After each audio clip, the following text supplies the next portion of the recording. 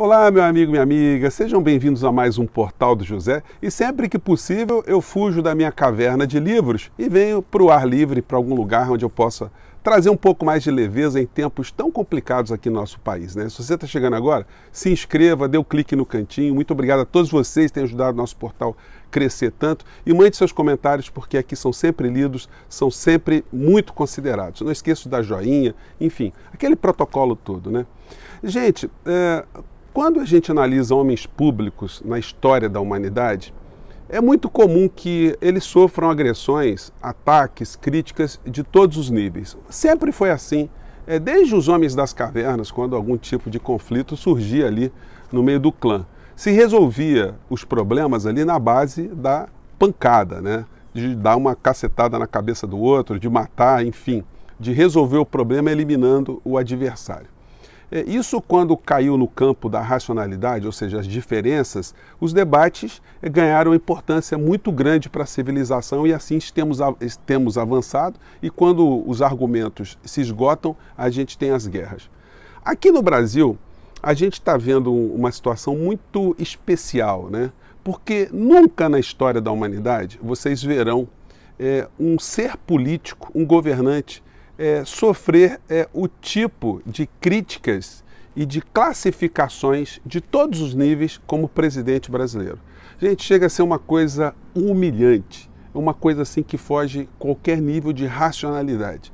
Hoje na coluna do Hélio Schweissmann, na Folha de São Paulo, no UOL, ele que já foi indiciado lá pelo ministro da Justiça, que não tem o que fazer, então fica catando jornalista para tentar enquadrar em lei de segurança nacional, né? Ele hoje publica um texto onde ele classifica, com base em alguns psiquiatras que ele ouviu, que o presidente da República é um psicopata. E vai explicando ali os traços da personalidade da criatura. Hoje, no editorial do Estado de São Paulo, um editorial muito importante porque é um jornal que representa pelo menos uma grande parte do empresariado nacional, o empresariado mais importante, que é o empresariado de São Paulo. O texto, o título é O Bom Combate. Bom, até aí tudo bem, está no campo de uma especulação, né? de uma luta, num diálogo, vamos dizer assim. Mas aí eles dizem o seguinte: o presidente Jair Bolsonaro é um parasita das iniciativas alheias. Parasita. E aí eles justificam. Foi assim com a reforma da Previdência, que ele sabotou em vez de apoiar, e uma vez aprovada, tratou de cinicamente relacioná-la entre as suas conquistas de seu governo. Foi assim com o auxílio emergencial para os que perderam renda na pandemia, cujo valor, se dependesse do presidente, seria de apenas R$200, mas quando o Congresso elevou para 500, Bolsonaro, como se estivesse a jogar truco, mandou subir para 600, só para ter os louros do tão necessário socorro. Foi assim com a vacina contra a Covid-19. Depois de ter sistematicamente levantado suspeitas sobre os imunizantes, de ter feito campanha para que os brasileiros tomassem elixires mágicos sem qualquer eficácia, e de ter mantido no Ministério da Saúde um almoxarife que não foi competente nem sequer para planejar a compra de agulhas e seringas, Bolsonaro agora reivindica como a vacina do Brasil e que foi produzida por iniciativa exclusiva do governo de São Paulo e que ele reiteradas vezes desmereceu e disse que jamais compraria. E o editorial vai seguindo por aí. Eu não sei se eu vou conseguir transcrevê-lo para vocês, porque às vezes você, quando clica no site do jornal, ele quer que você esteja pagando lá, enfim. Vou ver se eu consigo pegar pelo menos esses trechos principais para colocar na descrição do vídeo para vocês lerem. E isso vai na direção de matérias que a gente vai vendo aqui, né? Aqui na Folha de São Paulo tem essa matéria aqui hoje, onde fala que o governo já está planejando, já está estruturando toda a sua tática de trazer para si os benefícios que a vacina causa, né? Gente, nós sabemos que o presidente tem empreendido uma ação absolutamente genocida. Todos os colunistas no Brasil, dos grandes jornais, têm falado nisso. O tom pedindo impeachment, ele sobe a cada instante, mas existem outras condições aí que estão impedindo que esse impeachment ele seja colocado na ordem do dia. A gente vai falar disso na sequência. Ainda falando de editorial aqui do Estadão, Eles falam aqui da questão tributária, sempre preocupado com as reformas, né? O editorial sempre pedindo que haja reformas. Enfim, são dois seres que tem nesse governo. Nós temos o braço econômico, comandado por Paulo Guedes, a serviço dos grandes grupos transnacionais, que têm vinculação com grupos nacionais, e nós temos a perna política do presidente, que distrai a população, que faz todo tipo de insanidade, que é suportado por essa elite escravocrata do nosso país, porque ele está cumprindo esse papel funcional de anestesiar os debates públicos em situações absolutamente aberrantes, enquanto a área econômica continua a atropelar o povo brasileiro. Enquanto eu estou conversando com vocês, gente, o Paulo Guedes e a equipe dele estão planejando lá emendas constitucionais, textos de leis, textos de articulações na fazenda pública, ou nas normas, nas portarias, nas regulamentações. Enfim, eles querem vender o Brasil o máximo que eles podem. Não é abrir para o capital externo, para explorar serviços que poderia e deveria ser racionalmente explorado numa sociedade aberta. Alguém viesse para cá trazer dinheiro para abrir poço de petróleo, colocar poço de gasolina, construir usina hidrelétrica, construir rodovia, ferrovia, aeroporto, tudo beleza, seriam bem-vindos. O problema é que nada disso está na ordem do dia. A ordem do dia é vender aquilo que o povo brasileiro ajudou a construir ao longo da sua história, vender a preço barato, para aumentar a tarifa, que é o que acontece no final da história, e aumentar a lucratividade dos grupos transnacionais aqui no nosso país. Esse é o resumo da ópera. Mas aí o outro editorial do Estadão tem o título de Apedeutas Cívicos. Gente, apedeuta é alguém que é mais pavoroso do que o boçal. É o boçal elevado à 10ª potência. É o boçal, é o bronco, é o ignorante, é o retardado, é o genocida. Todos aqueles adjetivos têm sido utilizados para classificar o presidente da República, ou inclassificável, pode ser resumido na expressão apedeuta. E aí eles dizem o seguinte aqui no editorial. Esse aqui ficou interessante. Sempre que a escandalosa incompetência fica clara para todo o país, como é o caso de sua conduta criminosa ao longo da crise causada pela pandemia de Covid-19, o presidente Bolsonaro tenta maliciosamente atrair os brasileiros para seu universo delirante. Em que o inimigo a ser combatido não é o coronavírus ou o desemprego, que são bem reais e ameaçam de fato a vida e o bem-estar de todos os brasileiros, mas o comunismo, que só existe no discurso demente dos camisas pardas bolsonaristas. Camisas pardas, né, uma alusão aos nazistas, aos fascistas que perseguiam seus opositores em outras épocas, sobretudo nas vésperas da Segunda Guerra Mundial e após a Primeira Guerra Mundial, em vários lugares do mundo, inclusive aqui no Brasil. Nesse mundo, a democracia não é uma conquista dos cidadãos brasileiros consubstanciada na Constituição de 88, mas uma concessão das Forças Armadas. Abre aspas. Quem decide se um povo vai viver na democracia ou na ditadura são as suas Forças Armadas, fecha aspas, declarou Bolsonaro na segunda-feira, dia 18, a um punhado de devotos. Abre aspas. Não tem ditadura onde as Forças Armadas não apoiam, fecha aspas. Quando é necessário esclarecer ao presidente que, numa democracia, as Forças Armadas não são um poder moderador e estão submetidas ao poder civil livremente escolhido pelos eleitores, é porque a presidência está ocupada por um apedeuta cívico, ou seja, o boçal, o ignorante, a topeira, né, o tosco, o bronco e por aí vai.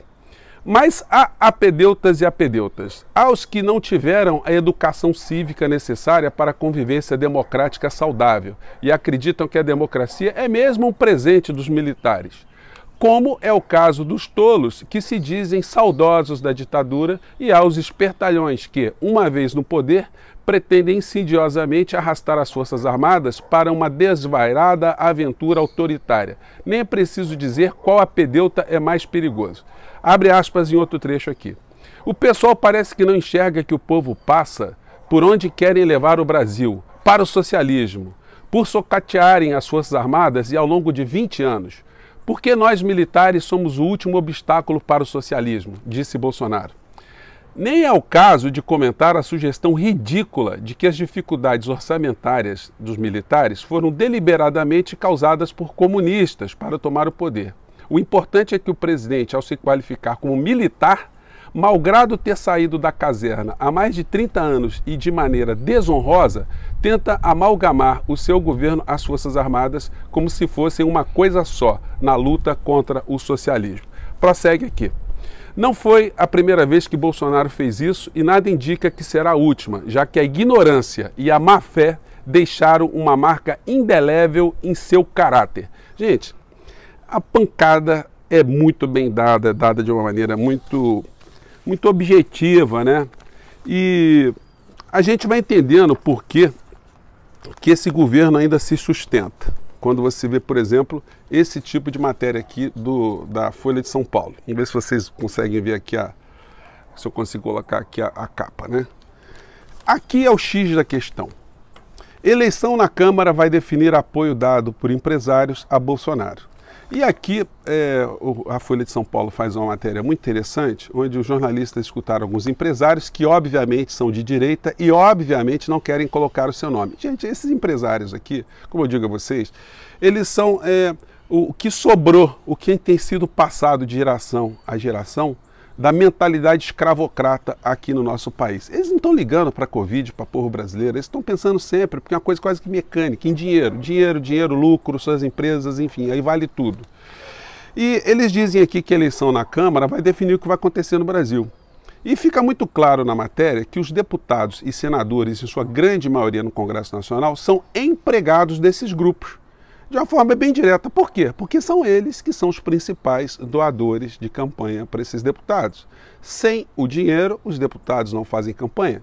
Sem o dinheiro, os deputados não têm caixa 2. Sem o dinheiro, os deputados não enriquecem ilicitamente, não enriquecem extraordinariamente. Sem esse tipo de vínculo, os deputados não têm um aumento na sua vida social, não têm uma ascensão social. Então, eles são empregados de vários setores, setores farmacêuticos, setor da indústria automobilística, do agronegócio, do sistema financeiro, dos mercados, enfim. E eles são fiéis a essa pauta. Por isso que o Bolsonaro não está na marca do pênalti dentro do Congresso Nacional, porque eles estão interessados em aprovar as tais reformas. O editorial do Estado de São Paulo, ao mesmo tempo que ele faz essas críticas muito contundentes ao presidente, chamando-o corretamente de parasita de benefícios causados por outros organismos, outros seres, né, outros agentes públicos, eles fazem também uma pregação permanente pelas reformas econômicas aqui no nosso país. A Folha elencou aqui algumas pautas desse empresariado. O que eles querem? Redução do custo Brasil. Isso é para beneficiar o povo? Não, para beneficiar a eles. Reforma administrativa. Reforma administrativa, reforma de servidor público, o que se interessa o empresariado? Isso é uma pauta, gente, do Fundo Monetário Internacional, que está sendo colocada aqui apoiada por esse empresariado que tem esse tipo de vínculo. Autonomia do Banco Central. Eles querem o Banco Central livre do governo, mas preso aos bancos privados, para virar a casa da mãe Joana com C maiúsculo, né, e J maiúsculo. Concessões e privatizações, aquilo que eu falei para vocês, eles não querem empreender, não querem botar dinheiro deles em algum investimento, eles querem roubar, no português claro, aquilo que o povo brasileiro construiu com o seu sacrifício, que cristalizou-se em estatais, empresas públicas, empresas que investem na infraestrutura do nosso país. O Pacto Federativo, que é uma questão política, redução da dívida pública, reduzir a dívida pública, enfim, eles têm uma preocupação macroeconômica também, que é a mesma do Fundo Monetário Internacional. E o respeito ao teto de gastos. Respeito ao teto de gastos, estão dizendo o seguinte, que embora esteja havendo uma discussão para aumentar os gastos com os programas emergenciais, que se exploda o cidadão. O Estado tem que manter o seu caixa viável apenas e principalmente para pagar os compromissos financeiros, os compromissos de banco, a ciranda financeira, enfim, o que movimenta essa lógica genocida na economia do nosso país há muito tempo, né? Vamos falar a verdade. E no final da história aqui, eles advogam que haja o combate à Covid-19. Olha que interessante, cereja do bolo. Os empresários cobram imunização coletiva imediata. O Brasil, porém, segue atrás de outros países na vacinação e a população enfrenta dificuldades na importação de vacinas e insumos. Mas sabe o que eles querem, gente? É aquilo que já foi aprovado ontem, que o governo colocou. Colocar os empregados da construção civil e da indústria no grupo prioritário de receber vacinas. Então é o seguinte, os idosos que estavam no topo da necessidade do programa, as pessoas que têm comorbidades, as pessoas que têm algum tipo de deficiência, essas estão agora no mesmo nível do empregado da construção civil e da indústria de uma maneira geral. Porque para essas pessoas, para os empresários, é importante que sejam imunizados os trabalhadores para que eles não tenham nenhum tipo de perda no seu capital. Ou vocês acham que eles estão preocupados com o trabalhador das suas empresas, com o operário da construção civil? É essa a preocupação dessa gente. Então, se tiver faltando vacina, uma coisa a gente já sabe, que a indústria da construção civil e a indústria de uma maneira geral estarão retirando frascos dos nossos velhos, das pessoas que estão numa condição de maior fragilidade, né? Gente, o ideal seria que tivesse a vacina para todo mundo, mas diante desse governo de apedeutas, como diz o Estado de São Paulo, um governo de parasitas, o que é que a gente pode esperar aqui no nosso país? Da nossa parte, nós vamos continuar aqui sempre fazendo as nossas críticas, fazendo esses levantamentos de informações, para levar para você também, para você tirar suas próprias conclusões, né? Gente, eu fico por aqui. Um grande abraço e até o nosso próximo encontro. Tchau!